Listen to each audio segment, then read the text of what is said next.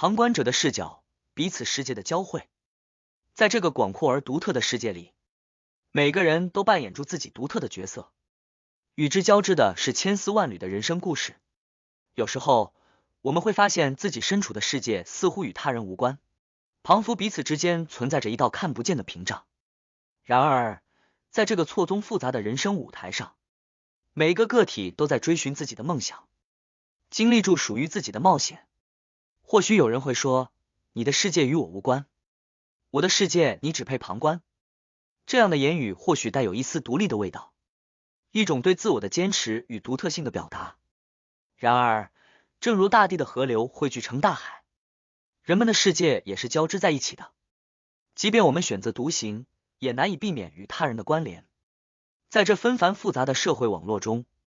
每个人都是他人生活的一部分，扮演某种角色。而我的世界你也只配旁观这样的说辞，或许隐藏着一种对自己领域的自信，一种对独立个体的坚持。在这个多元化的社会中，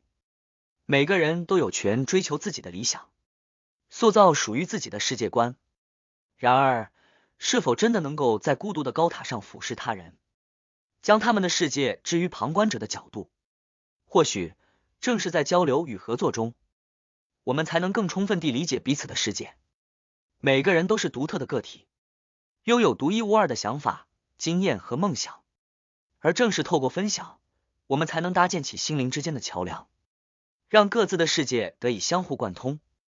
在这样的交流中，或许会发现，我们所认为与自己无关的世界，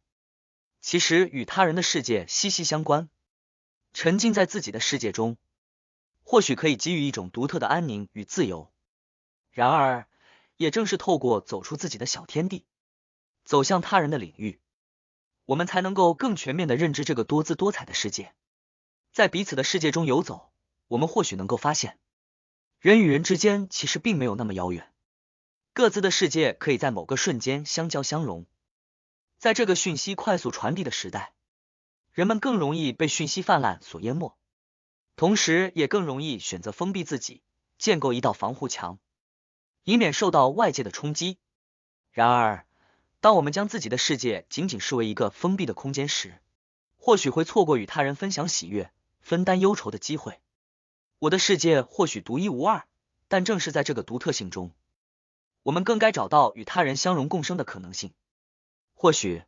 我们应该试着抛弃你的世界与我无关，我的世界你也只配旁观的冷漠姿态，